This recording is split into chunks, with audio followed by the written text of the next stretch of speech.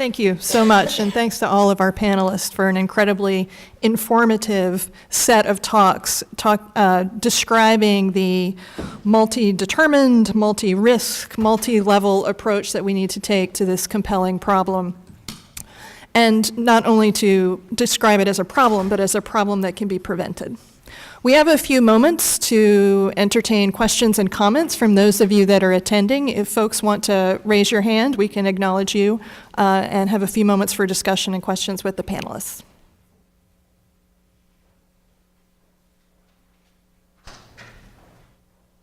Yes, sir. I guess you never really mentioned it in your speeches, but do you see a lot of the same signs in urban areas that you see in, say, rural or kind of more isolated communities? And if there are differences, like what shape do they take?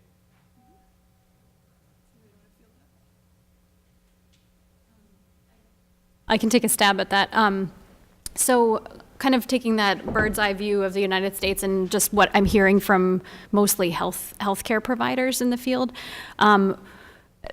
sex trafficking is happening everywhere. It may have slightly different venues. We know that because it's so easy to buy sex online, that it's happening everywhere. And I've actually, this is a story from my mother lives in this rural part of Pennsylvania, and she works at this clinic, and she was describing this story to me of these two girls that came in to get pregnancy tested.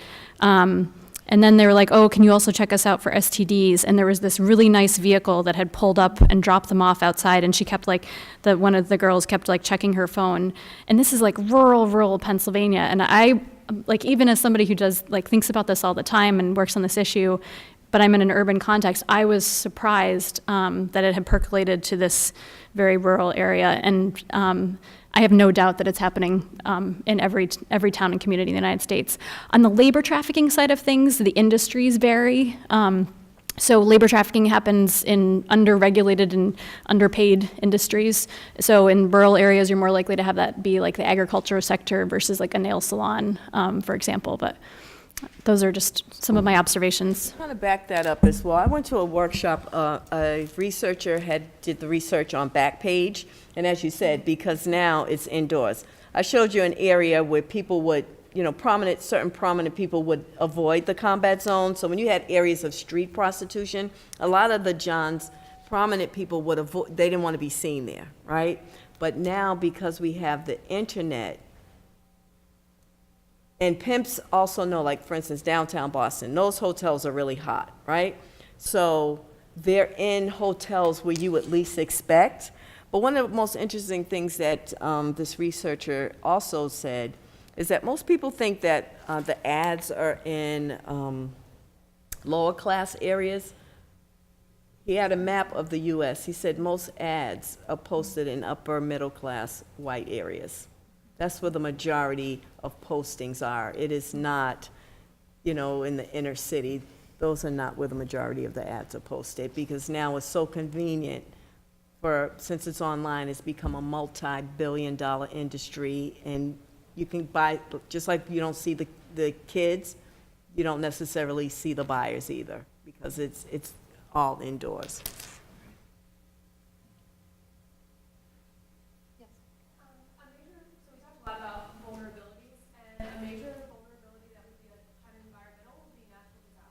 Mm-hmm. Have you guys done any research on, or seen any research on the increase in natural disasters as it relates to human trafficking, especially in the United States? Do you want to answer that? No, go ahead. We've seen some. Most of the literature that we saw is international, but I think it has relevance in the United States. One thing that's been instituted for some time now that some NGOs, like Save the Children, do when they go into disaster zones is to create what they call child-friendly spaces. And the idea is to very quickly have a space that is safe for children to go and to help them to return to their routines as quickly as possible, and to be in places where there are adults who are watching out for them.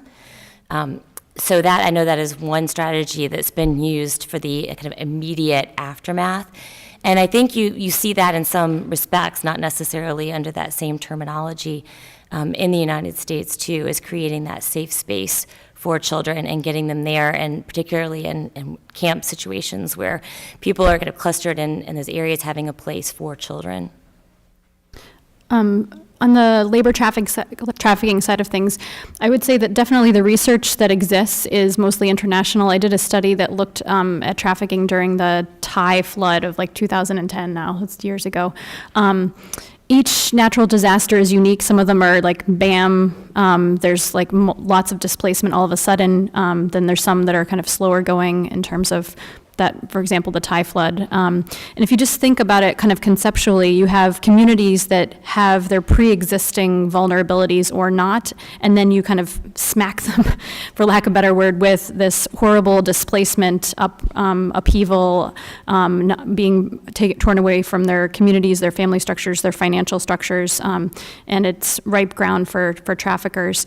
I'm working with some folks at the International Organization for Migration on operational guidance for those that respond in humanitarian crises to make sure that the messaging that they're giving to those that are migrating, whether it be for conflict, because of conflict, or because of humanitarian crises, is pragmatic and is something that the humanitarian actors can implement in these very brief interactions that they have with the individuals that they're assisting. And I know of some efforts in Houston in particular where they've been very mindful about having messaging to prevent trafficking that's in multiple languages, so that folks are aware of their rights, so that they're hopefully not duped by recruiters for traffickers. So thinking about the cultural elements there too, and making sure that we're reaching all of the vulnerable populations is really important.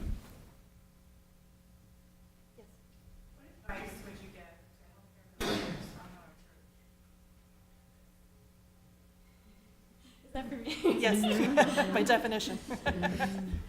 Well, so this briefing is on prevention, and I think that the conversation for healthcare providers needs to go beyond awareness raising and screening to identify trafficking victims after the fact, and really thinking about what is our role as preventors. How can we upstream identify those that may be at risk for trafficking and intervene? And I gave the example of Caitlin. That's not really her name, but she has a lot of other vulnerabilities in her life, and gosh, like we're still trying to figure out how to stop her from using heroin as well, and so that hopefully she won't die from an overdose. So all of that complexity is there, but if we're able to prevent her from being trafficked along with all of that, let's work with with a multi-sectoral response with our colleagues that are thinking about addiction, about how we should craft these interventions. And we need the research to be able to guide us in that, rather than just kind of like, okay, this in particular seems like a great idea. Like, we need to really be intentional and thoughtful and have it driven by evidence. Healthcare providers in general really are an under-recognized kind of frontline worker in identifying and caring for trafficking victims across the globe. Thanks for the question.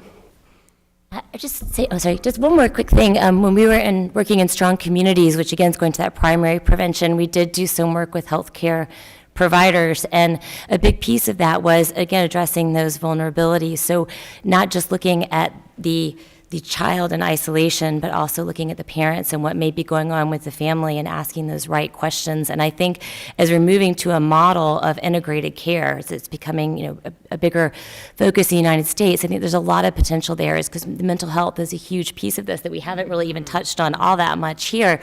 That as we move into integrated care, I think there's a lot of opportunities to look at how are we providing resources to families so that they are not just getting that medical advice and support, but that because that is a universal almost point of contact, the healthcare professionals, that we're equipping those healthcare professionals with the resources that are available in the community, that there's a connection, and so that the medical professionals aren't doing it alone, but that they know what other resources are available and can share those with the families. And one thing I want to add too, a lot of girls, particularly if you're working with adolescent girls, I know a lot of times the girls in programs, they go on the run, and what they have confused, a lot of them when they go on the run, they have to have sex, even if they're 15 and the boy's 15, and they get to have food, stay in the house. I think an important question Because this is a population of young people that if a pimp gets a hold of them, it will be really easy. So you have to ask the tough questions. One of the things that we always suggest is asking young people, have you ever had to exchange sex for money, food, shelter, or a ride home? Now this young person, because young people think prostitution means an exchange of money. That could be all that they're doing and their understanding of, right? They might get, yeah, I do, I don't want to have sex, but that's a vulnerable population that if you ask that question, right, you can give them, if they say, yeah, I do go on the run, and educating them around how that can go to the next level, right, of running into the wrong person who might suggest that you do it for money. So you have to ask the hard questions and be ready to accept the answer too. Yes, here.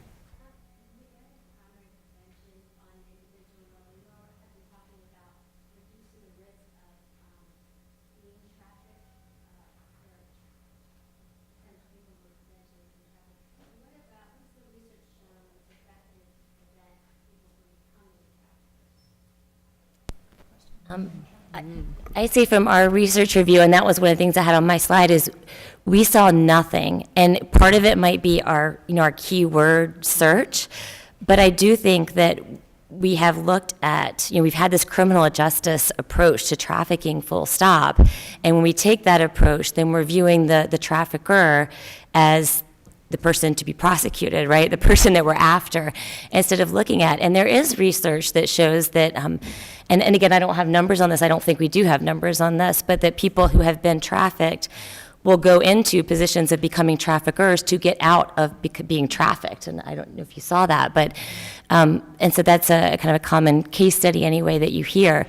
And so I think there's reason to believe that we're going to see some of the same vulnerabilities. And so that if we do want to keep people from being trafficked, again, I come back to that idea that we need that community-based approach where we really are addressing these broader structural issues. I think that's why people go into trafficking as well. There's a study out of Chicago that it doesn't get to the intervention side of things for primary prevention, but showed that in this cohort of male sex traffickers, that many of them had experienced adverse childhood experiences, so had been abused as children. I forget what year it came out, but I can make sure that there's going to be some resources that are sent out after this to include it. But yeah, we need to know more about the perpetrator side for sure.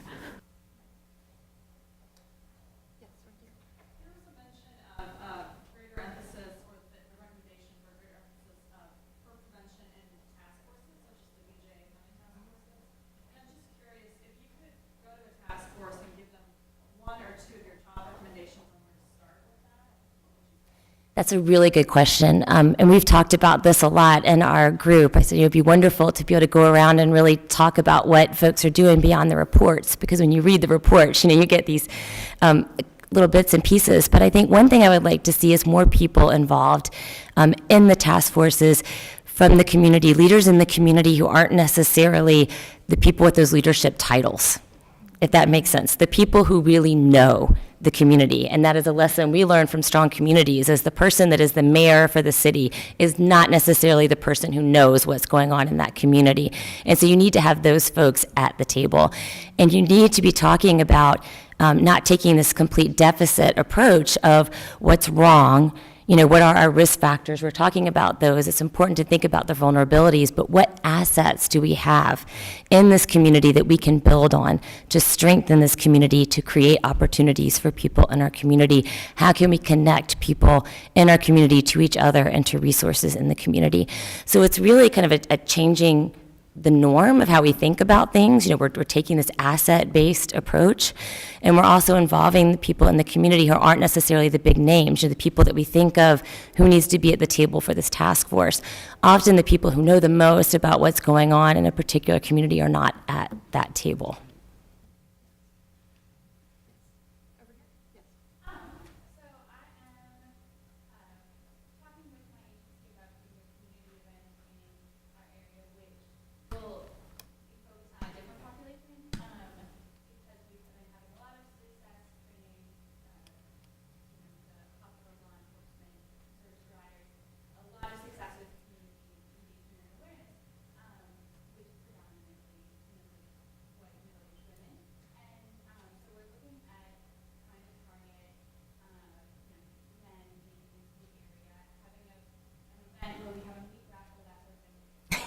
I can't think of.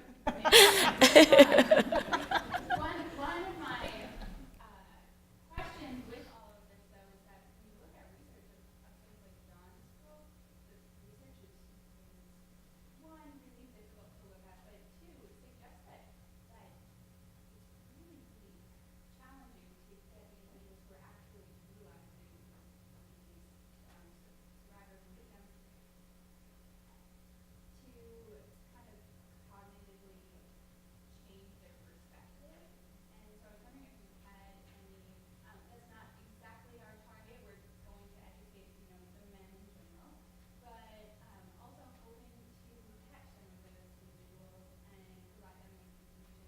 Do you have any insight onto any sort of area that might be helpful in helping this understanding and sort of playing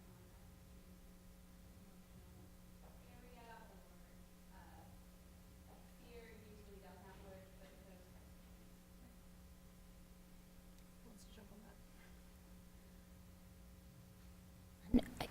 I don't have a great answer to that, but I think a little bit about this idea of the public health approach, which we've talked about some of messaging is important, but changing norms is also really important. And so you think about the successful public health campaigns that we've had in the past, which like smoking cessation has been a fairly successful example. It's not just telling people don't smoke, right? That's not enough to get people to quit smoking. And so I'm doing all kinds of mixed metaphors here, but it's like a full court press in basketball, where you've got to take everything in your toolkit. Again, we go back to the idea we don't just use the legal side. So there's a messaging part of it, and you're getting at that with having a meat raffle kind of idea, is how do we get people in the door so that we can start sharing those messages. But we also have to start creating norms, and it starts in our communities of this is not okay, it's not acceptable. And I still don't think that we have those norms. I think we think we do. We think that this is unacceptable behavior, but we don't. I mean, it's still way too prevalent and way too common to really have that norm. And we have to be aware, again, of what's happening in our community and know each other and know what's happening. Because when we're connected and we know each other, then our friend Johnny down the street, who we all know, we can know what's going on and know what's happening, and we have those relationships and those connections. So creating opportunities for those men to connect with each other and connect to the broader community, but also that messaging that's focused on changing the norms of what's acceptable, and no, it's not, just like we did with smoking. And I know the demand abolition, have you heard of the demand abolition? And the woman's name is Swanee Hunt, who has just moved. She was living in Cambridge, Mass. And her work, they work on fighting the demand. And I know in Boston, they had men who, they had like fake sites set up, and men would answer the calls and really say to other men, right? Because it's like, I can better help a young girl who's been in the life because I've been there. She's more likely to listen to me. Mm-hmm. And what they were doing, other upper middle class white men are more likely to listen to other upper middle class white men, but she just moved back to DC. So if you look up the demand abolition, her name's Swanee Hunt, they're doing a lot of good stuff, and their role is fighting the demand and educating men. And so maybe you can get some ideas from them, because she's located. Are you in DC? Do you live here? Yep, she just moved here. As a matter of fact, I'm coming here for a meeting. I'll give you my card in a couple of weeks to meet with them around the demand. So I know she moved here to DC just recently. Great, thank you. Well, as we're coming to the end of our time, I know I started by talking about the 4 Ps that our worldwide approach to preventing trafficking was taking on. As I listened to these 4 speakers and have heard questions and comments from you all today, I want to leave us with the 4 Cs that came out. The first one being community. And so I think we heard that in all of the presentations, talking about community vulnerabilities, talking about community strengths, and perhaps most importantly, talking about community responsibility. That as we think about the prevention of human trafficking, we're talking about creating a sense of neighborhood and community responsibility for the safety of our children. We want to center children who are at risk and victims and survivors, but we don't want to expect them to bear the costs and the responsibility of preventing human trafficking. The second C that I heard was collaboration, and the importance of collaboration among, as we see on this panel, researchers, advocates, medical and public health professionals, and victims and survivors of all types of human trafficking, including labor and sex trafficking. That education and intervention is necessary, but not sufficient. That research and evaluation is necessary, but not sufficient. The third C that I heard was claiming. The idea that we need to claim our children, that the importance of fitting in for children requires a community that claims all children as valued members of that community. We want to prevent children from becoming a reclamation project, right? And the fourth C is children. We won't want to give up on children. We want to claim those children. Please join me in thanking our panelists this afternoon.